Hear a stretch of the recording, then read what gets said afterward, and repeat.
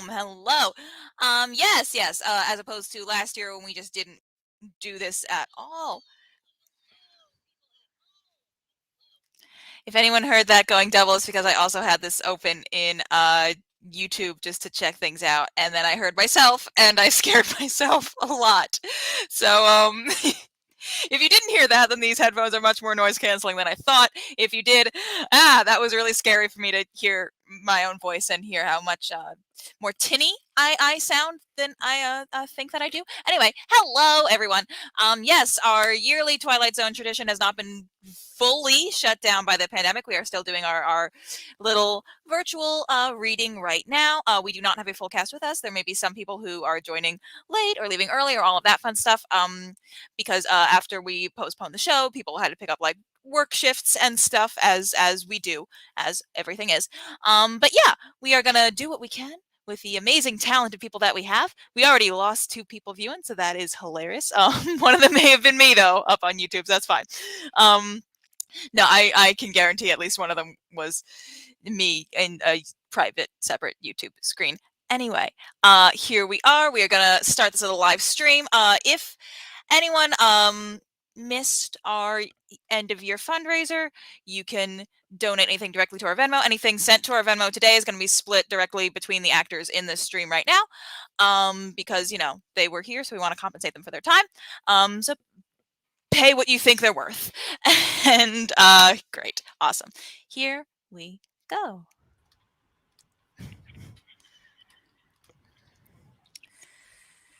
All right, Sandra, this is just a little rehearsal, okay? No need to be nervous. Just want to make sure all the girls are ready for the show tomorrow.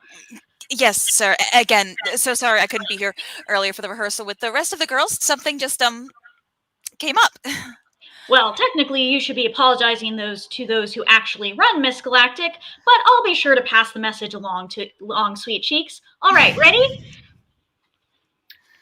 Oh, get on with it, slowpoke.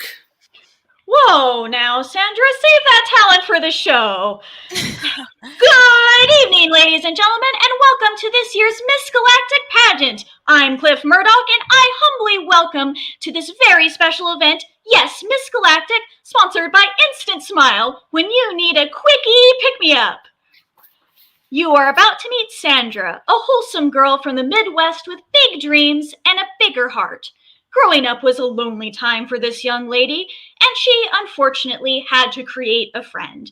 Here is where we meet Mr. Joe King, originally comprised of only wood and stuffing, but made to be something much more when filled with so many of Sandra's words. It seems to be that, for Sandra, this year's Miss Galactic pageant is being held in the Twilight Zone.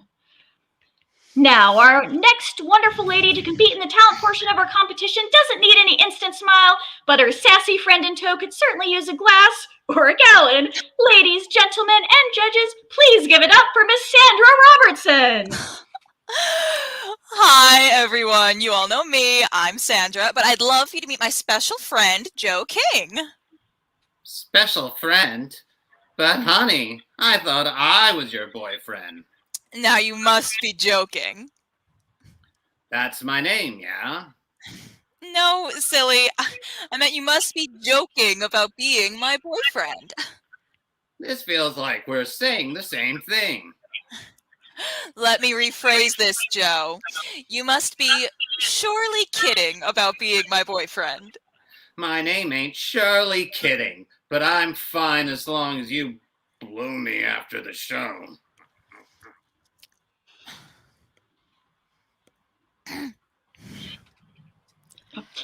Well, now, I'm not sure if that's the kind of talent Miss Galactic judges will be looking for, but you're bound to go viral with that kind of hat, kid. Smart move on your part. Hey, I gotta take a leak, but feel free to keep on keeping while I'm gone. Oh, come on, Sandy. You know, that was funny. You used to kill with jokes like that back in high school. What's changed now? What's changed, Joseph, is that now I am competing in a prestigious pageant where class and sophistication are highly desired traits in a winner. Oh, come on now. Don't you Joseph me. And what's with all this I'm competing bull? There are two of us up here, you know. Oh, I'm so sorry, Joseph. I must have missed your walk in the swimsuit portion of the competition. You're right, Sandy. This is your thing. I'm just here to help. So why don't you actually help for once instead of constantly making things worse? Constantly? What else have I done? Oh, I don't know. How about yesterday when Jessica found you with her underwear wrapped around your face? You know, I was just having a laugh, Sandy. You jealous? No, I am not jealous, Joseph. You aren't even a person. But Jessica, who actually is a person, is now calling me a perverted lesbian who steals underpants, so. Ain't nothing wrong with being a muff diver, dollface. Joseph, that is highly inappropriate. Okay. Look, you know that I understand your sense of humor, right? I thought you did, before all this hoity-toity nonsense you got us wrapped into. But that's the thing, Joe. We're having a laugh at them. See? Yeah. Yeah, think about it. The two of us winning a beauty pageant. How funny would that be? I guess I can see what you're getting at. Yeah, us country bumpkins winning the whole highfalutin contest. Right. So we just gotta keep making fun of them in order to win. Yeah, in order to really pull the ultimate prank on these losers, we gotta really make them believe that we're one of them. Yeah. I got it, dollface. You sure are a clever one. Sorry I doubted you, ma'am. Well, thank you, kind sir. Okay. Now, Joe, I've been doing some bird breeding lately, and I've gotten a new species, but I just don't know what to call it. It's a cross between a rooster and a duck. What kind of bird is it? A bird that gets up Dawn's quack. Okay. Ladies and gentlemen, you all know our judge, Dawn Harmon. Bird that gets up at the crack of dawn. Okay, you know, Joe, we've met so many movie stars and athletes while we've been out on the pageant circuit. Tell me, why do you think they're all so cool? I'll tell you, Sandra, it's because they're all so thin and sickly that they don't have any body fat left to keep them warm. It's because I got so many fans. Okay, Joe, I remember our farm back out west. I would take these nightly strolls and I'd see all these horses milling about. What kind of horses do you suppose go out at night? Well, clearly, Sandra, they're horses. And I should know, I've been trapped with you lot for days now. Nightmares? Okay. What did the evil chicken lay? Your mother. Oh, deviled eggs, Joe. Okay. How about we take a break for a minute, right? You can just sit down and work on some new jokes for us, and I will be way over here practicing my answers to the interview questions. Okay. So, now I'm the brains behind the operation, huh? I'm gonna do this all by myself. Joseph, you said you weren't going to do that anymore. Do what, dollface? That. The whole moving and talking on your own thing. I've been talking on my own for years now, honey. You know that. I know. I used to have to like hold you for that.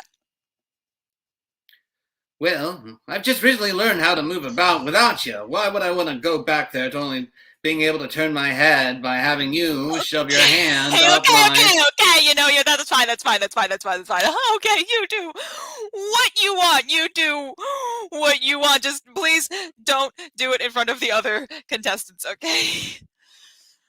You don't want that. What? You don't want me to do what I want. That would end very badly for you. That depends on what you want. Joe, look, I know this whole thing, you want this to be more of a partnership, but this pageant is just so... No, I don't want this anymore. I want to be the boss. You! The boss! I'm not sure what you mean by that. I want to do what you do. I want to be the one that stands there, that gets credit for all the hard work, while really I'm just smiling and letting some dummy do all the dirty work. Well, that sounds great, Joseph. But guess what? You are a dummy, and that's all you'll ever be. I mean, look at you! You're what, 2 feet tall, and you're clearly made out of wood! You are a brainless, emotionless doll. And you know what? Even if we did switch places somehow, just magically, you couldn't handle it, because your idea of comedy is a juvenile discharge of slut shaming and your mom jokes, and if you had an audience, they'd boo you right off the stage and into immediate obscurity. You are nothing without me. Nothing. Don't be such a dummy, dollface. Who said that I wouldn't still be using your services? Ladies and gentlemen, presenting the opening act for the Miss Galactic pageant is Joe King and his lovely assistant, Dollface. Hi there, dollface. Hi there, Joe. How's my, gorgeous boyfriend doing today? Oh, me? Or the other guy you're seeing behind my back? Now, Joe, don't you dare think that I've got eyes for anyone but you. Come on, dollface. You know that 2's company, but 3 is a crowd. What would 4 be? Well, 4 would mean that you're a slut, dollface. Pictured here, a has-been beauty queen snatched out of her prime much too soon, and a hack comedian with a much too young sense of humor tied together forever, doomed for all eternity to be touring college campuses, be lauded with praise by your stereotypical frat boy, and being picketed and thrown out of every campus by feminist groups galore. And poor Sandra Robertson, now known only as Dollface, seems to have been crowned queen of the Twilight Zone. Okay, I'm gonna sit back down now. Hi! Woo! All right. That was a good one. Okay, what's next here? That was wonderful. My cast is so fun. Okay. This one has a lot of people in it. I'm gonna try and figure out who we're missing. This might be an all hands on deck situation. I am going to be reading in for our delivery man right now, and then once it gets there, I'm going to be reading in for Mrs. Leachman, and Chris, if you could read in for Mr. Kiefer, that would be lovely. Cool? How's everybody feeling? Okay. Great. Someone remind me who Mrs. Mumi is. Great. Amazing. All right.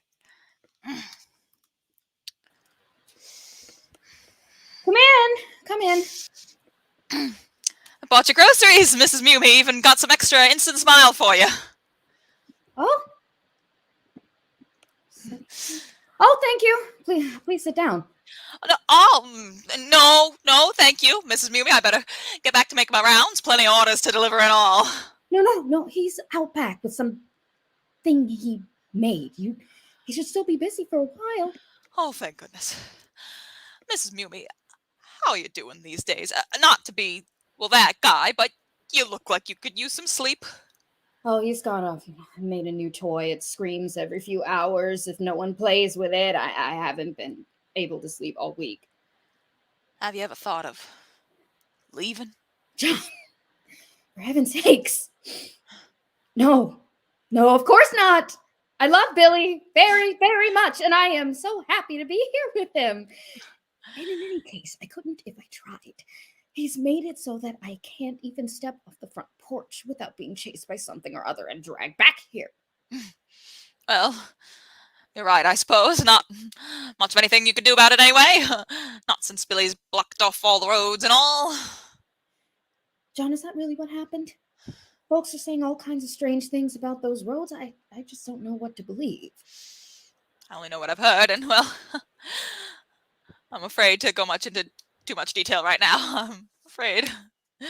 Afraid. Afraid for my schedule. Don't want to keep my customers waiting. Welcome to the town of Bixby, where life used to be quite simple for its residents. For years, nothing more than the occasional tornado bothered this simple country town. That is, until the monster moved in. For 10 years, the poor people of this town had to deal with the maniac living in this house. He is known for creating horrible creatures and unleashing them on the town, and has even been known to make people he didn't like disappear. This is the monster. So, welcome to the town of Bixby, formerly located in Idaho, but now has come to find itself at the grasp of 10-year-old Billy Mumi in the Twilight Zone. Well, Mrs. Mumi, I hope you have a pleasant day, and be sure to tell Billy that I put an extra special present in there just for him. Would you tell him that? Would you tell him I did a good thing for him? Well, he's inside. You can tell him yourself if you'd like. No, thank you, Mrs. Mumi. I've got a ton of deliveries to make today. Goodbye! Hello, Billy. Did you have fun outside? I made a present for Mr. Kiefer's birthday. You know about Mr. Kiefer's birthday.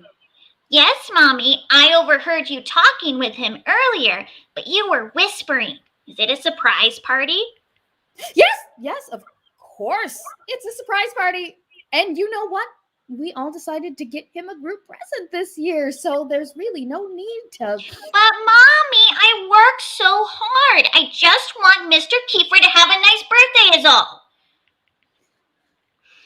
Yes, darling.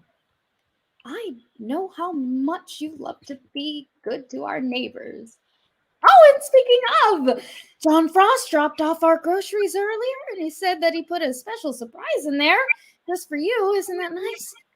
Wasn't that nice of John to do? A surprise for me? Oh, that's so great, Mommy. I wonder what it could be. Oh, Mommy, tell Mr. Frost I think this is the funniest present ever. This horse is so silly. I know we're going to be best friends. Isn't this a cool horse, Grandma? I don't like Grandma how she is now. I miss the old Grandma. Mommy, why is Grandma so quiet now? Well, darling, maybe you shouldn't have brought her here.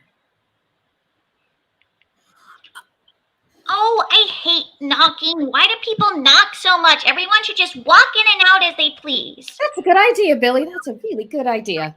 Oh, Alice, I am so glad you could make it today. I wasn't sure that I could make it, but I knew Don would need all the cheering up he could. Alice, why don't you stay here? And I'll go outside and wait for Max on the porch. Oh, why don't I go outside with you, Thelma? Keep you company and all. Oh, no, it's much too hot outside for you to wait around out there. And if we're both outside, then that would ruin the surprise. The surprise? Yeah, Mrs. Leachman, for Mr. Kiefer's surprise party. Oh, yes, of course. You go outside and make sure Max is good and surprised. Okay. That's a really neat toy you've got there, Billy. Thanks, Mrs. Leachman. Mr. Frost gave it to me today. Oh, has he? That's such a good thing for you, Billy. Does your new friend have a name? No, not yet. I was going to ask Grandma what his name should be, but she doesn't talk much anymore. Billy, don't you think that maybe Grandma was happier back where she was? Maybe. Is that why she's so quiet? Because she's sad? Sure. Billy, that could be it. Why don't you just send her back? I guess I could do that. But how am I supposed to go to sleep when I don't have her around to sing me a song? Ah, you beautiful doll, you great big beautiful doll. If you ever love me, I would like. I want to hold you, but I'm sure you'd break. You beautiful doll. Nah, I could never get rid of Grandma. Her songs are too much fun. Okay, Max, get ready for a surprise. Oh, yes, Thelma. I'm quite ready to be surprised. Ready? And surprise! Oh, wow! Mr. Kiefer, we really scared you good! Oh, yes, Billy. Oh, such a surprise. It's a good thing I had the time to come over today. I sure do love surprise parties. Sit down, Mr. Kiefer. It's your birthday. You shouldn't have to stand. Here, there's room on the couch next to Grandma. Mr. Kiefer, I made you a present today. You made something? I made it all by myself. It took some time, but I managed to make it real good. Open it, Mr. Kiefer. It's your birthday. Oh, Billy! It's wonderful! Yes, Billy, I'm very surprised. I honestly thought that you didn't like me very much after what happened with my daughter.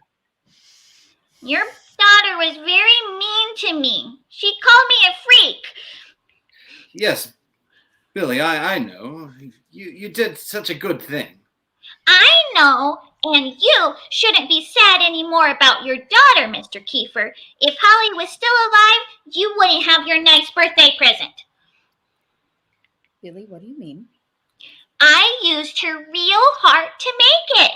Boy, did it take a while, but I finally got it perfect. See, Mr. Kiefer, now she can't say anything mean to me, but you can always have a bit of her with you wherever you go. Yes, Billy. Yes. This is the perfect solution. Thank you for my lovely present. No. No, it's not perfect. Nothing you do is good. Alice, please, it's okay. No, it's not okay, Max, and you know it. Billy, do you know what you did here? You killed a little girl. You killed Mr. Kiefer's daughter. You are a murderer, Billy Mumy. And now you turned a body part first into a piece of jewelry. And Mr. Kiefer is going to be obligated to wear it, so you don't kill him too. He's afraid of you. We all are. He's not afraid of me, and Mommy isn't. Mr. Frost gave me this bunny to play with, and Grandma's fine, see? Oh, they're all fine. Mr. Kiefer is afraid of you. He's been grieving days over the loss of his daughter. You know your mother wants you to leave. You even make your creatures attack her whenever she tries. Not that there's anywhere to go since you sent our entire town into nowhere. Mr. Frost only gives you presents so you leave him alone. Have you ever even met him? He leaves before you can even say hello. And don't get me started on the dead body you keep on the couch over there. Alice, don't do this. It's not worth it. Don't try to stop me. You, of all people, are the last person who should be telling me to stop. You've had so many chances to kill him, Thelma. Why? Why didn't you do it? Why didn't you just end it? Your mother died from the stress of it, and all this monster did was bring her back so he could hear her say. Doll, you beautiful doll, you Not now, Grandma. Poor Alice. I just hope that he does it quick. I'm so sorry about your birthday, Max. No, that's quite all right. And look, he seems to be learning compassion. Maybe he'll start to make things right again. It's the best thing I could have wished for on my birthday. Look, Mommy, look what I did to mean old Mrs. Leachman. Now she has to be my friend. I can play with her anytime I want. See, Thelma, he didn't kill her. He just turned her into a toy. Better than my Holly. Yes, Billy. It was a good thing you did. You are such a good boy, Billy. Welcome to the town of Bixby, reigned over by Billy Mumy, a little boy like any other child, but with a much more vivid imagination. An entire town, if not universe, is his to play with and do as he pleases. No doubt that Billy has found his rightful place here, in the Twilight Zone. Okay. Thank thank you all for jumping in for parts that you were not cast in. I appreciate it. Thank you, Poppy, for making a little cameo at the end as transformed Mrs. Leachman. All right, next scene. All right. So, Dylan, would you mind reading for Jerry and Audra for TV repairman? Wonderful. Amazing. Okay. Okay. We're gonna move these. I just don't see what's taking so long here. You trying to rip me off? No, sir, just trying to do my job here. I'm sure I'll be done in no time. We'll try to make it snappy, huh? I only have so much time to myself before the old ball and chain comes waltzing in here with her bratty kid. Oh, hello, Jerry. Is the TV still not fixed yet? No, it's been fixed for hours. Now I'm trying to get this guy here to turn our TV into a time machine. Of course it's not fixed yet, Christy. Try using your brain for once. Christy, did you buy her something? Well, I just... How many times do I have to tell you that I don't want my money being wasted on toys for the brat? Look, Daddy! Look! It's Super Sophie! She's wearing her crime-fighting outfit from season 2 of Girl Power and everything. Oh no, not that girl power show again. Doesn't she only like that dumb character because they've got the same name? No, Jerry, they don't have the same name. And Sophia loves Super Sophie because of the girl...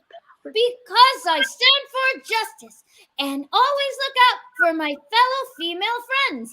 And look, Daddy, she talks. My name is Super Sophie, and I'm here to protect you. Well, I seem to have fixed the problem here. Your TV should be as good as new. Yeah. How much do I owe you? Don't worry, sir. It's already been taken care of through your cable company. Meet Sophia Foray, a friendless child growing up in a broken home attempting to repair itself. A tired mother, a stepfather who doesn't want to be there, and a world where her only solace is her favorite cartoon, Girl Power, starring none other than her new companion, Super Sophie. Let's hope that Super Sophie can protect Sophia from all the things she's about to meet here in the Twilight Zone. Have a pleasant day, Mr. Stratford. And you, don't let anyone dim your girl power. Oh, see, Daddy, the TV repairman knew about my show. He said one of Super Sophie's trademark lines and everything. My name is Super Sophie, and don't let anyone dim your girl power. See, Daddy? Well, he's a man. He's supposed to know about superheroes. You're only a little girl. You shouldn't be bothering with this kind of stuff. This show is all about cool girl superheroes. I think that if Sophia wants to enjoy Super Sophie, she should be able to. You just want an excuse to buy the brat more stuff. Look, she barely has anything. No toys, no friends. You rarely let her watch your show. I'm the man of the house now, Christy. I know that neither of you are accustomed to having a male figure around here. But you're stuck with me now, honey, so get used to it. I want to watch Girl Power. I didn't have the TV repaired just so you could watch your frilly, girly superheroes prance around in spandex, Missy. And Christy, give me a glass of instant smile while you're in there. This kid of yours is driving me up the wall. Sophia, how about you and I get washed up for supper, all right? You can tell me all about the last episode of Girl Power you watched. Okay,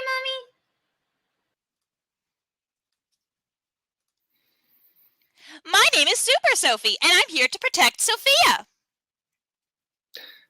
You know, that kid's gotten a customizable doll or something. Probably gonna cost me a fortune. My name is Super Sophie, and I don't think I like you, Jerry. Oh, what's the big idea here, huh? What big idea? The doll! The doll! Look, Jerry, I'm sorry if you're upset, but it really didn't cost that much. And Not that, woman. I'm talking about what it says. what it says is it's just a few catchphrases from the show, dear. The customized parts, Christy. What about those lines, huh? Customized parts. Jerry, darling, it's just a toy doll from the toy store. Nothing got customized. Don't play dumb. I heard what your brat made it say. Just now. It was on the TV and it said it didn't like me. Super Sophie only hates bad guys, Daddy, and she only talks when you play with her. My name is Super Sophie, and I'm here to protect you. See, Jerry, that's all it says. Nothing more. Must be the TV then. Yeah, that TV's been acting funny. Maybe that darn cartoon was on, but I couldn't see the picture. I'm gonna go call that repairman supervisor. Tell him about the crap job his employee did on fixing my TV. Yes, dear, that must be it. Why don't you sit down and I'll get supper ready for you. Sophie, you want to help me in the kitchen? Mommy, I want to play with Super Sophie. Christy, you've raised a spoiled little girl, only wanting to play with a dumb doll when she should be learning how to be a good housewife. God knows that's the only way she's going to get anywhere. Have you seen her grades? She's a child, darling. Grades don't particularly matter at her age. Sophia, dear, why don't you hang out with us? I'm sure. Sophia, dear, why don't you let her hang out with us? I'm sure she'd love to protect us from the bad guys in the kitchen. No, I don't want any doll hairs falling into my food. Okay, Daddy. You can play with her while I'm gone. I'm not her daddy. The hell does she keep calling me that for? My name is Super Sophie, and you should be nicer to your daughter. That sound must be coming from somewhere. My name is Super Sophie, and you should look at me when I'm talking to you, Jerry. My name is Super Sophie, and I don't think you're very smart. Christy, come here a minute. What? What's wrong, darling? Just what do you think you're doing? You having a laugh at me? What? No, Jerry, no. That's not what's happening at all. I have no idea what you're going on about. I was just preparing supper with... You've got that doll talking somehow. You're calling me dumb, saying it doesn't like me. You throwing your voice now? Trying your hand on a new comedy routine? No one laughs at me, woman. How dare you pull that kind of stunt after I came in and cleaned up the mess your late husband left? Jerry, please. I didn't do anything. I don't know what you're talking about. No one was making fun of you. I have no idea what you're saying. Please, just stop yelling in front of Sophia. Oh, I see what's going on now. You're protecting the brat. Listen here, smart mouth. I don't take too kindly to being made fun of. I didn't do anything, Daddy. I'm not your daddy, so stop calling me that. And to you, I am Mr. Stratford. And just because I'm married to your mother doesn't make me your damn daddy, okay? I'm sorry, Mr. Stratford. I didn't mean to make you mad. And just because I'm not some wishy-washy pushover doesn't mean you can make me say things like that to me and think that you're going to get away with it. I don't know what you're talking about. Please stop. Shame on you for trying to place the blame on your poor mother. You need to learn some respect, young lady. Jerry, that's enough. Sophia, dear, how about you and I go for a walk and get some ice cream, huh? The bitch had it coming. Nothing I could do. She was making fun of me. My name is Super Sophie, and only crazy people talk to themselves. My name is Super Sophie, and I eat bad guys like you for breakfast.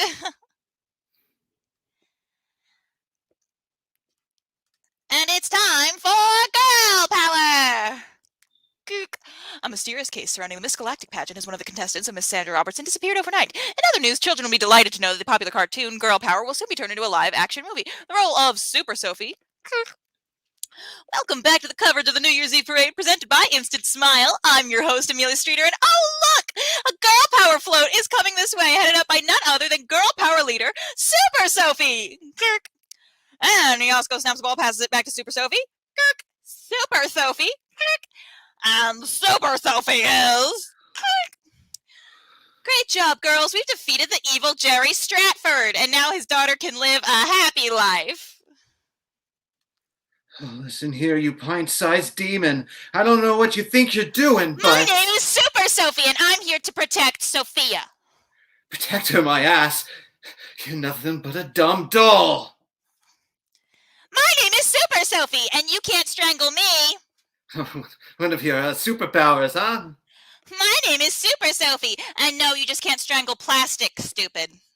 Super Sophie, toys break all the time. I just gotta figure out how to get rid of you for good. My name is Super Sophie, and you can't throw for shit. My name is Super Sophie. Is this how you treat all women?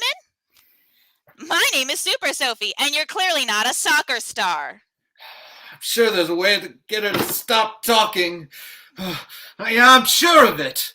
My name is Super Sophie, and I think you need to learn some respect, old man.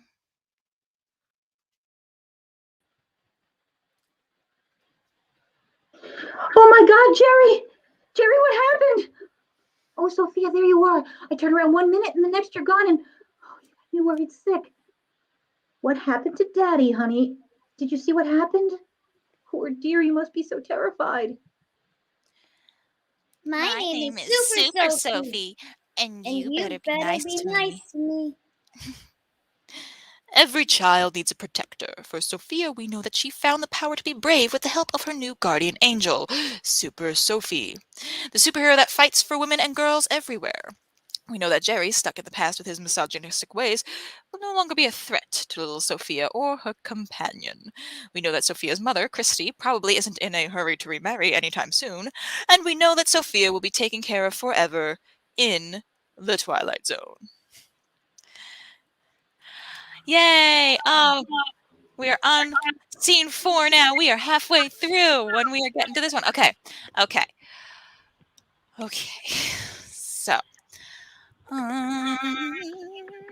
let me figure it out. I can probably just read the narrator to make it easier. All right. Because Audra, you are in this as well as Chris, yes? Yeah. Yep. All right. So either Peyton or Dylan, whichever one would be able to read all of the male roles in this scene. Dr. Randy / Dr. Friend. Whichever one of you wants it, let me know. You don't, Dylan, you want to just be designated dude? Great. You want to get at it? Yeah. Awesome. Okay. All right. Great. Amazing. Okay. Hello, Miranda. Mrs. Wilcox. Do either of you need anything while you wait? Wait. That's not what I have. That's not what I had. Oh, I'm dumb. I was a whole page ahead. Okay. Okay.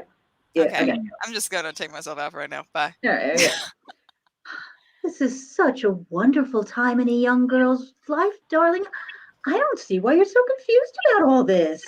I'm not confused, Mother. I just don't see why this operation is needed. Transformation, darling. No scalpels or anything. Hardly an operation at all. Fine, Mother. The transformation, then. I just don't see why it's necessary. Oh, well, it's certainly not necessary, darling, but most girls your age are dying to go through with the transformation. Most of them already have their numbers picked out by now, and you won't even look at the catalogs that have been sent to the house. Personally, I've always favored model number 39, as you can see, of course. And 39 would look lovely on you. We'd even be mistaken for twins. You'd look just like me, and I'd look just like you. Wouldn't that be wonderful? Well, look at the before binder. Darling, you'll see how happy everyone is. Oh, Mother, was this you? Yes, darling, before I became beautiful, of course. I think you look an awful lot like I do now. Mother, am I terribly ugly? Oh, no, darling. Well, not to me. I'm your mother. I will always think you're beautiful. But all these photos of me before my transformation are bringing me down. I don't even want to remember that I looked like that. Who do you have to be here to get a glass of instant smile around here? And now, all right. Hello, Miranda, Mrs. Wilcox. Do either of you need anything while you wait? Oh, stop with this Mrs. Wilcox nonsense. How many times do I have to tell you people to call me Diana? I'm sorry. Diana, will you be needing anything? One glass of instant smile, please. Oh, on second thought, let's make that 2 glasses. Consider this, if you will. The time of our little scene may be 1,000 years in the future, or perhaps only 10 years from now. Here we see a world full of men and women so vain that they select their future selves out of a catalog, and they become the perfect version in every way overnight through a simple transformation. And meet Miranda, the poor soul who wants nothing to do with this transformation, or the Twilight Zone. Oh, welcome. Diana, it's been a while since I've seen you. Transformation is suiting you fine, I presume. Oh, of course, Doctor. Everything's fine with me. We're actually here because of Miranda. Ah, yes. Well, I can assure you, Mrs. Wilcox. Oh, please, Doctor. My husband is deceased, a very tragic mining accident. Call me Diana. Diana, then. Well, Diana, I see this sort of thing happen all the time. Yes, we have young women such as your daughter, plain and dull, coming in much earlier than they're scheduled to have their transformation. Sometimes years ahead, begging us to just get it over with. And what with that new catchphrase that's sweeping the nation and all, I'm pretty, I'm fun, I'm all, and all is one. Her beautiful friends must go on repeating this, and poor Miranda here feels left out. Nothing to be ashamed of. We've made the arrangements for special circumstances such as this before. Oh, no, Doctor. I'm afraid you don't understand. Miranda isn't excited for the transformation at all. I don't want it. Your previous neurological tests have come back quite positive. High IQ, socially adaptable, and quick to make friends. Miranda, how long did your father pass? 10 years ago this week. I was 6 years old. And Diana, did your husband oppose the transformations in any way? Well, he had his trepidations at first, but I can assure you he went through with the proper procedures and was quite happy with the decision. He chose number 54, your number. I see. Well, Miranda, you seem to be in perfect health. So I don't have to go through with the transformation? I don't have to if I don't want to, right? It's perfectly fine to not want the transformation. What we must do now is find out why you don't want it and make the necessary improvements. Diana, I'll walk you to the cafeteria. Nurse, if you could go fetch Dr. Friend, we'll have a quick chat here with Miranda. Miranda, if you could wait for him behind the screen over there. Dr. Friend will be with you shortly.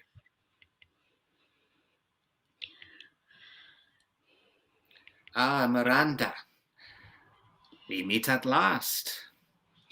I've seen so many of your videos in health class, it's almost as though I've met you before. Naturlich, I'm your friend. I am everyone's friend. I am Dr. Friend. Now, Miranda, what is this I hear about you not wanting the transformation? I don't think it's necessary, is all. I don't see why I have to do it. But surely all of your friends must be going through their transformations around now. You don't want to feel like the ugly duckling now, do you? I don't feel ugly. There's more to a person than their looks. My father always used to tell me that all these transformations were an insult to the dignity of the human spirit. Your father said such things? Well, You must have looked up to him very much. Yes, I did. You know what?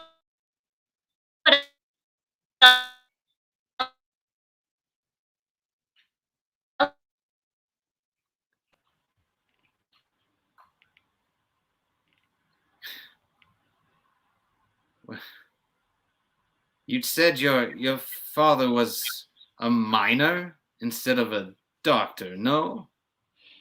My father was a smart man. Doctor, have you ever read Shakespeare? Shakespeare? The works of radicals like William Shakespeare were banned a long time ago. Where did you come across his books? My father had them. He left them to me. He knew how much I loved to read. Miranda has a guest waiting for her doctor. Shall I send her in? Yes, of course. I think I see the problem, young Miss Wilcox. You are learning to keep a piece of your father with you, as you have with the filth that he had left you to read, and now you're clinging to his previous doubts about the transformation. I know the transformations are up to the individual, but I also have to know that this is a very popular number. We'll just leave this with you unless you change your mind. Oh my God, I knew something was wrong when you weren't at school. I've been calling you for hours. Miranda, what is going on? Oh, Barb, it's horrible. They're trying to force me to take the transformation. Force you? Why would they do that? Here, I thought you'd locked yourself in here and we're trying to force them to give you the transformation earlier. I don't want it. I don't want to look just like everyone else. I want to be me, my own individual. I want people to think that my thoughts are beautiful, not just my face. Oh, you silly goose. No one thinks your face is beautiful now, so there's nothing to worry about. Yay! And once you get the transformation, everyone's going to want to listen to what you have to say. You'll fit in with the rest of us. But don't you see? I don't want to fit in. Look what it did to my father. Miranda, please. Your father's dead. And I know they've had about a dozen stepfathers since then anyhow. Everybody marries everybody these days, and I personally happen to like the stepfathers better anyhow. You have no idea, Barb. My father was miserable after his transformation. He was depressed, so the transformation took away his entire identity. My father didn't die in a mining accident. He killed himself, hung himself right in the living room, and left a note for me under his feet. Well, I just don't know what's gotten into you, Miranda. You are raving like a crazy person. Barb, do you feel anything? Well, of course I do, silly. I feel good. I always feel good. I am pretty, I am fun, I am all in all as one. Oh, they've done something to you, to all of you. Just get out. Leave me here to die. I don't want to look like you. I just want to look like me. I don't want to live anymore.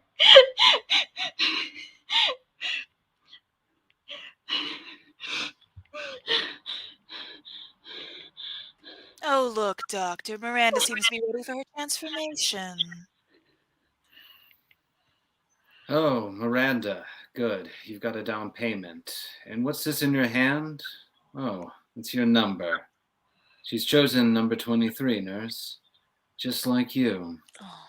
Your transformation won't even take an hour, child. Don't you worry.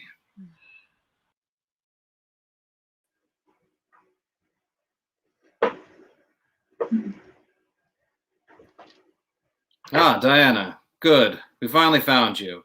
I met young Miranda's friend outside and just wanted to let you both know the good news. Oh, Mother! Barb! Look at me, Mother! I finally feel beautiful! Oh, yes, darling, you look amazing. And you know the best part about it, Barb? Now I look just like you. Observe a young lady now in love with herself, but incapable of any other feelings. She is pretty, she is fun, she is all in all as one. Her friends and family seem to agree that this special place is quite perfect for her here in the Twilight Zone. All right. Lip syncing tricks galore. Yay. All right. So we are more than halfway done because we will not be doing the final scene because we are missing 3 whole performers right now, but we are still having a great time. Poppy, stop screaming. I know you were on camera for a second. Now you're a diva. Okay. Um, all right. So this next one. All right. Who do we have originally cast in this next one, and who do we need to fill in? I'm still here for Nurse Meyer, so I'm here. Okay. All right. I don't think I was originally in this one. All right. If you could be our Smith Tyler, Okay. our lovely handsome man at the end. Feel free to do whatever you'd like to be a pig face for everyone else. Go nuts. All right. Okay.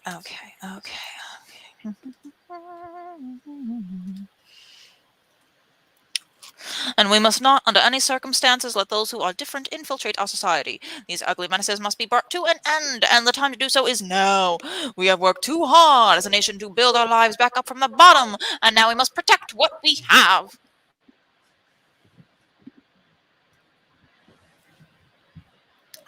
Doctor, you shouldn't have done that. Oh, and why is that? If the state finds out that you've muted the leader, they'll... Nurse, you know full well I'm the only doctor willing to perform surgery on outsiders, and the state needs a no-kill option. Still, Doctor, it's considered treason not to watch the state address. A lot of things are considered treason these days, and the state needs me too much. I think I'll take my chances. Besides, I have patients to take care of. Picture a future not so far off, where anyone who is considered to be different from the norm is found to be breaking the law just by existing.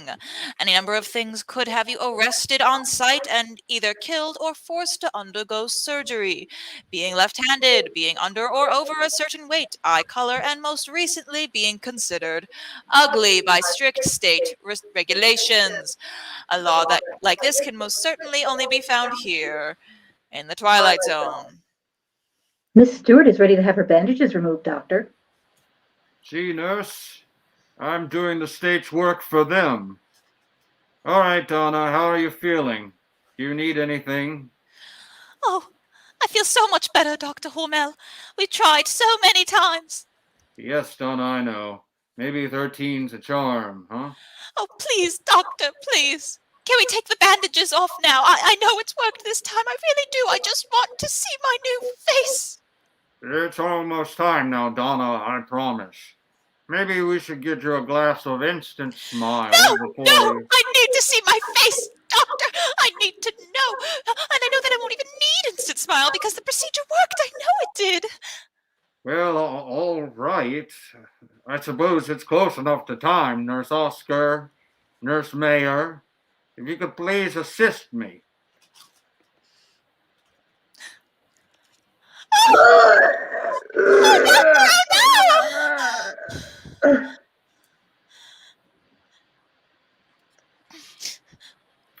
Doctor, I'm afraid that surgery was not a success. No, Doctor, no, it can't be. All I've wanted in life ever since I was a little girl was just to be normal. Not even beautiful, but normal. And now look at me. I'm hideous. But then I heard about you and all the good work that you do, and I just... I know, Donna. I understand. Do you understand? Oh, but you, what with your good bone structure and perfect features, you and your staff mock me with your beauty. I am stuck with this face. This face that has haunted me my entire life. The one that could get me now killed by the state. I work with people in your condition all the time, Miss Stewart. Please try to listen to me. No, you listen to me. One of your nurses vomited at the sight of me, the other is lying unconscious on the floor because of how hideous I am. I know what I look like, Doctor. Please, Donna. There's something that I can do for you if you just listen. Another operation. Oh, Doctor, have they lifted the cap on how many a person can receive before they're turned over to be executed? No, I'm afraid they haven't. No! No!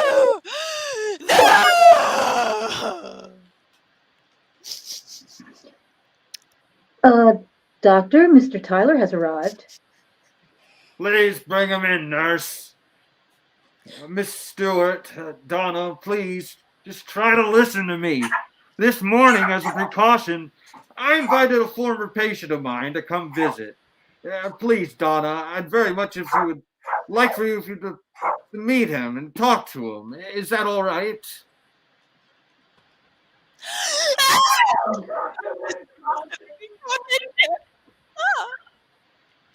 Donna, this is Smith Tyler, a patient of mine who did not respond to any of the operations performed on him, just like you. Hello, Donna. Don't let it talk to me, doctor. It's disgusting. Donna, 5 years ago I came to this very hospital to undergo the same sort of operation you sought out to have. This was before the operation became part of the law, but I knew that if it didn't work, I wouldn't be accepted into society.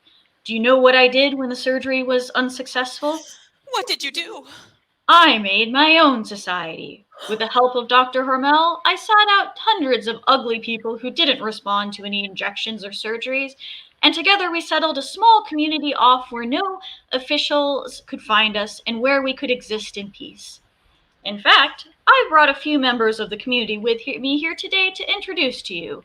Look around, Donna. Here are the misfits that our current society has cast out. Oh, God, that is. They are. Each and every one of them is a ghastly, disgusting, ugly creature beyond repair. But you know what else, Donna? What? We're not ugly in our community. No, Donna, we all look like this, and now we've started to see our reflections as normal. I'm not sure if I could ever see my reflection as normal. Not when I'm surrounded by such freaks. Give us a try, Donna. Come with me. Dr. Hermel has set up everything, and we won't be trapped or arrested, or even brought in for execution. If you can't stomach being around such gross, deformed people every day, you don't have to stay, and we'll make the proper arrangements to send you back here. I can just try? Yes, Donna. You can just try. Oh, Miss Stewart, I'm sorry that I was unable to help you in the way that you wanted, but I truly hope that I provided a good alternative. Yes. Doctor, thank you for all your help. I'll try to stick with your recommendation here. Good luck, Miss Stewart. Yes, Miss Stewart, we wish you all the best. Doctor, you really think that was the best idea? If you were caught, with the state after you and... If I were caught exiling the ugly, I'd get a Medal of Honor, nurse. I'm sure of it.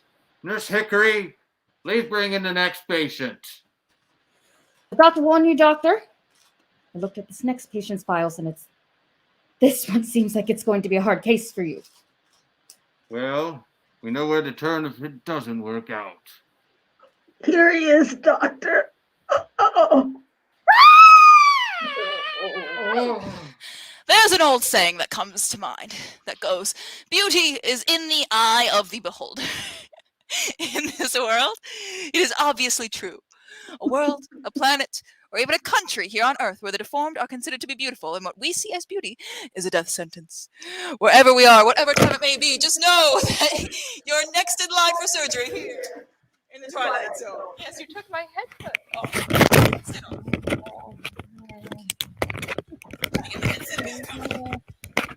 Let's take Poppy ran away from me when I tried to bring her into the scene, and then, of course, she got offended when she wasn't in the scene. Okay. All right. Serving the human. Okay. All right. All right. So we have everyone except for Damon's boss. Yes. Yes. Great. Chris, could you read in for Damon's boss? Yeah. Great. Okay. All right. Hang on. Yeah.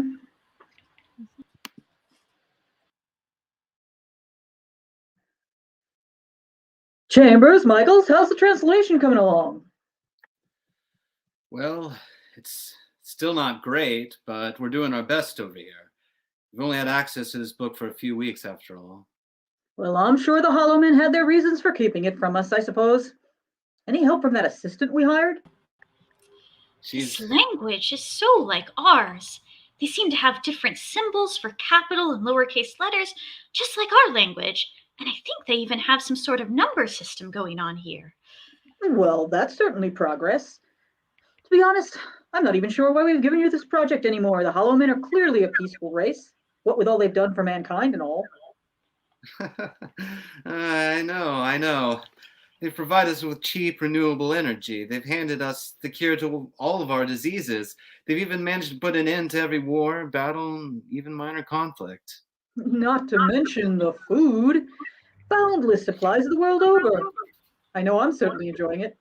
In the short time they've been on our planet, they've almost completely eliminated the need for Instant Smile. Well, the people at Instant Smile aren't exactly happy about that, but I guess that means they can keep using the product to keep their spirits up as well as their sales, eh? And between you and me, we successfully negotiated an exchange program. A few of us higher ups are going to head out on one of their spaceships tonight and visit the home planet of our valued new friends. Your home planet has been visited by a strange new people. These men provide the human race with all sorts of wonders beyond our wildest imagination, and have done nothing but protect and serve our people. And you're about to find out at what cost here in the Twilight Zone. Feel free to keep working on that book, Chambers, but I don't see much of a point now. Have fun with the bookworm over here. Well, you heard him. Why are we even still here? You know why we're here, Susan. You feel it too. You must, or you wouldn't have taken this job, am I right?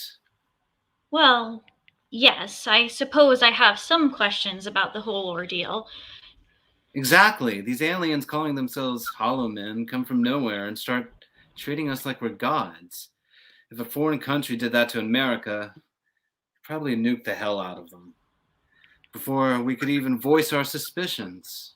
I just want to know what they're after, is all. I mean, they've essentially put a stopper on death. No more hunger, war, poverty, illness. There's even talk of them sending out a new tonic that can prolong the human life well past its current expectancy. Does it work? I'm not even sure if it exists, Damon, but if it does, it surely hasn't been around long enough for us to know whether it works or not. The Hollow Men have only been on this planet for 6 months, after all. You know, Damon, I have come across something peculiar. Peculiar?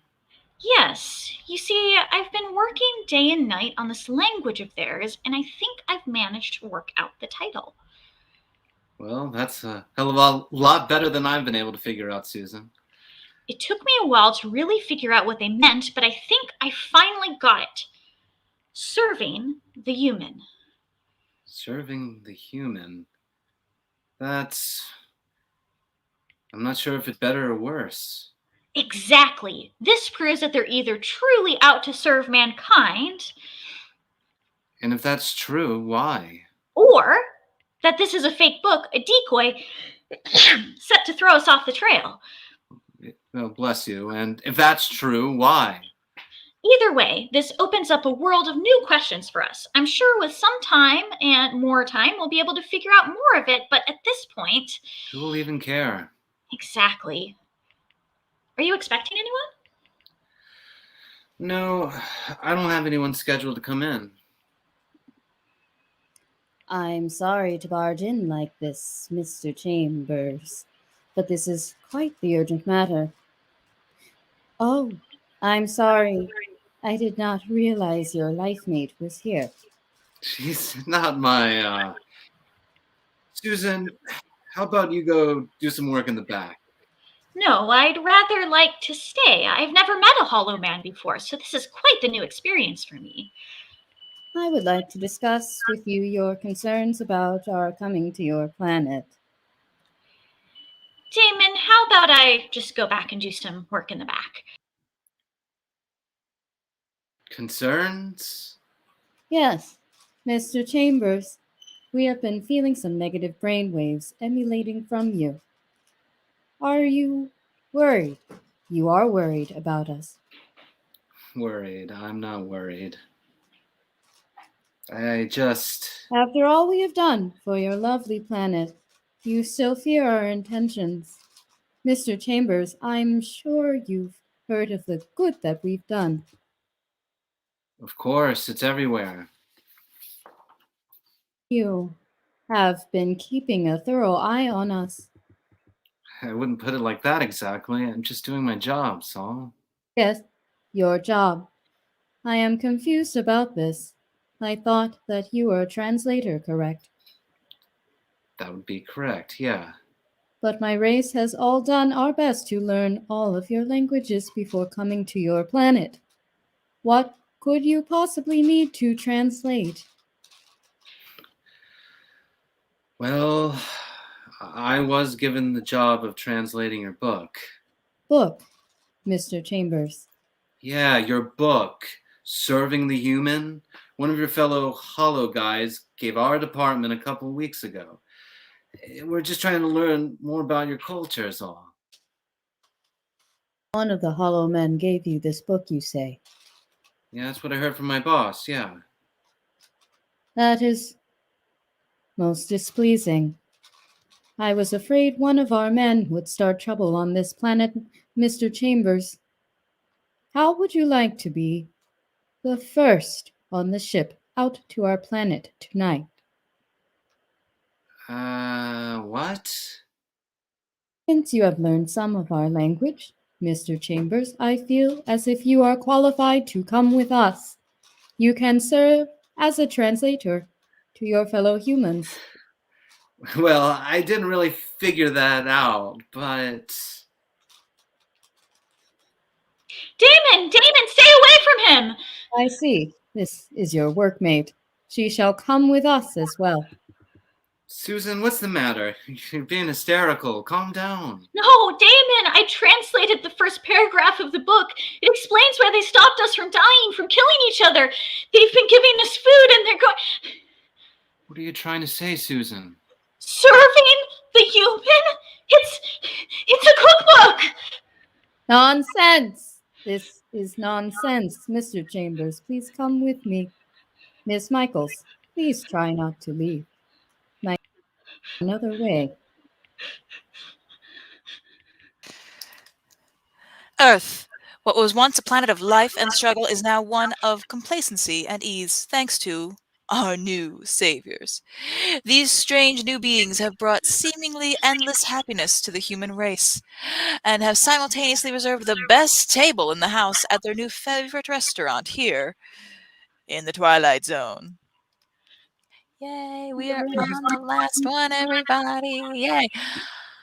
Okay. Dylan, this next guy is the wordiest guy in the world. I don't want to force you to do it, but if you think you're down, you go right ahead. Yes, all right. And Audra, could you fill in for our narrator, please? Okay. Wonderful. All right.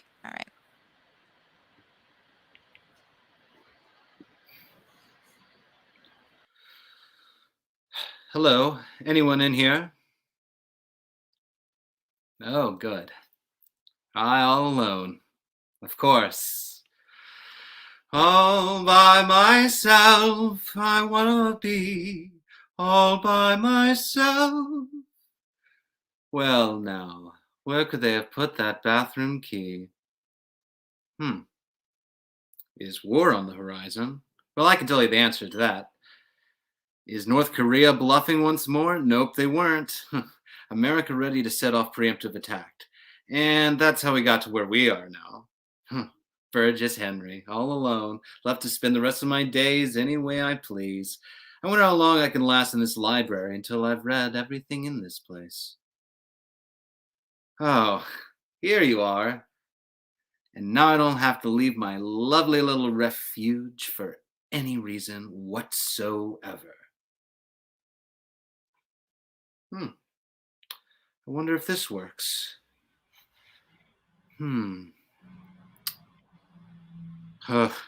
Climate change. Oh, you poor man. I'm afraid this isn't what wiped out life of Earth. All life on Earth, no, not climate change. Earth never had the chance. Now, nature calls. Meet Burgess Henry. This bookworm has only had one dream his entire life: to be alone with every book in the world. Unfortunately for humanity, that dream has come true for him. Burgess Henry, avid reader, introvert, lone survivor. For now. For you see, you are never truly alone in the Twilight Zone. Is it over? Well, I guess I could start it over. It was nice to hear a human voice for an instant. Not that I want to go back to the way things were. No, sirree, I'm quite content to be alone with my thoughts. No wife nagging me to get my head out of my books, no children prodding and tugging at me to get me to do more than read to them, no more job wasting my valuable time. Then again, if it weren't for my job and at the bank, I wouldn't have been able to survive the atomic blast. God bless the man who invented bank vaults. Hope you're taking care up there, old man. Now, where are this week's readings? No. Yes, here you are, my beauties. Let's see what's in store for me today. The complete works of William Shakespeare. Some great classics to start the day right off. Well, Billy, my dear old friend, let's get to it. Oh, what was that? Maybe just something or other falling over? Yeah, that's just what it must be. Everything seems to be falling down these days. The shelves, the walls, societies. No need to be afraid. Burgess, nothing to fear out there. Maybe it's a wild animal of some sort. Managed to survive the blast. Or a dog. That could be it. A poor lonely dog wandering around looking for a new master. I could do with some companionship. But on the other hand, nah. Trying to keep any pet will definitely distract me from my studies. Then again, he could help me look for food. I'm getting hopelessly low nowadays. Yes, that would do nicely. Send the dog out to get food while I stay here and read. It would certainly be a time saver. I wonder, maybe you could find me some wine. How do you teach a dog to find food for you anyhow? Might be hoping for nothing. Could just be another shelf. Or a woman, apparently. Right. Sorry. Not a dog. But before the blast, my friend said that I could be quite a bitch. That was a joke. Sort of. I mean, I guess I could be a bitch, but seeing as you're the only other person I've seen in a long while, I do my best to, not be a bitch or anything. How? Well, I try to be pleasant and... No. I mean, no. Sorry. I meant, like, how did you survive the blast? Oh! Well, believe it or not, I was parking my car in one of the bottom levels of the new parking garage on 47th. And I guess I was built a lot better than they planned because I didn't even feel a tremor. I just took the elevator up to the ground level, and when the doors opened, all I could see for miles and miles were dead bodies and fallen buildings. I honestly thought I was the only one left. I sure am glad to have found another person. And I suppose you are too. You do? Obviously. I mean, you've taken to talking to yourself, so clearly the loneliness has been getting to you too, but not that that's a bad thing. We're together now in all this. I've always taken to talking to myself. Now I'm just less a bit inhibited about it, being alone all the time. Well, Look where you are, though. The library. I'm sure you've been yearning so much for human interaction that you decided to hunker down here for a while. That's why I came in, to pretend that people still existed. Well, as you can plainly see, people still do exist. Unfortunately for me, that is. This really is great. And to be honest, we sure got lucky here. Oh, we did, didn't we? Yeah. A man and a woman both survived the blast. We could. I mean, I'm not saying that this happens now. I don't want to, attack you or anything. But we could, eventually. Repopulate? You're saying that we could bring more people into this world? Exactly. Sorry. I know this is weird to talk about. I mean, I don't even know your name or anything.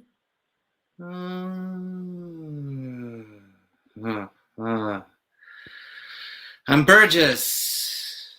Meredith. So, what are you reading? The complete works of William Shakespeare, a compilation of the classics from one of my favorite authors. I've read through all of his works multiple times, but I just can't get enough of them. I can't stand Shakespeare. I never really got into it myself. Really? But you're... British? Yes, well, it's not like I knew him personally or anything. Not all Brits are into the bard and all. Then again, I could be the only one left, so that statement could be amended to no Brits are into the bard. I suppose. Well, I'm sure you can find something in here that you like. This library is stacked up to the brim with all sorts of books. It shouldn't take you too long. Oh, I don't need books now. I only came in here to try to slip into my imagination and pretend that all kinds of other people were still, alive. But now I've met you, and neither of us have to spend a lonely day or night alone with a book again. We can just talk and talk all day long. I want to know all about your life and who you were before the blast and how you survived and everything. Talk and talk all day long. Meredith, you're right. I am very glad that you're here with me. Oh, good. I was starting to think that you didn't like me or something. Oh, no. I like you very much. In fact, hope I'm not overstepping my boundaries, but I'm quite looking forward to repopulating with you. You are? Indeed. And I really feel as if we should start as soon as possible, for the good of the population and all. That sounds like a lovely... Oh, poor girl. She never should have come here. At least she died with nice thoughts in her head. Didn't even need to give her a dose of instant smile either. Ah, women. They're just so trusting. I'll never understand it. No, why do they have to always talk to everyone they see? And what makes them, so needy when it comes to human attention? Honestly, this is the third one this month that I've had to get rid of. And this one was worse. I swear, it didn't even ask my name. And it's talking my ear off, suggesting we sleep together. Why don't go pick up a book? The others would at least try to humor me for a bit before trying to get me to talk about myself and what I was thinking about and all that nonsense. Yes, best put her out of her misery sooner rather than later. I think I'm getting rather good at this. Maybe it's all those murder mysteries. And at least I've got a fresh supply of food now. Yeah, don't worry, Meredith. You wouldn't have to die in vain. No, perhaps I should put her in the freezer now. No use letting her sit here and rotting. And I know once I get started with Mr. Shakespeare here, she'll be completely ruined. Yeah, Yeah, better get it over with now. Oh. Oh. No. No. No. Wait. My contacts are shattered. No. And my glasses. No. Oh, it's not fair. It's not fair. I tell you, there was time now. There was time. There was so much.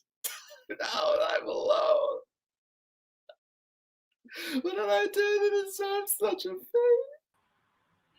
Poor Mr. Burgess Henry. For a fleeting moment in time, he was a happy, lovely man, content to spend all day reading to his heart's content, going to any lengths necessary to ensure his alone time went undisturbed.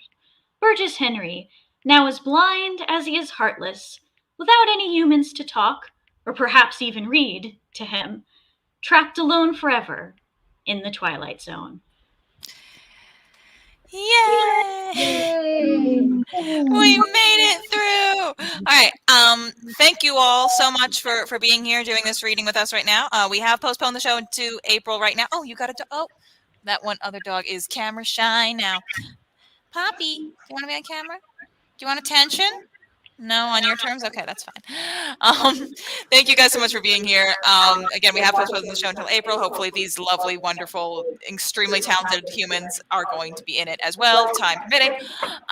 Y'all, thank you so much. You've done such a great job filling in for roles that you had never read before, and also doing these scenes that we had never rehearsed before because we postponed the show before we even got into rehearsals. This was so much fun. I really appreciate y'all. Again, if anyone would like to donate to our Venmo, anything donated tonight will be sent out to the cast members who performed for us today. Yay, awesome. Thank you guys so much. Yay.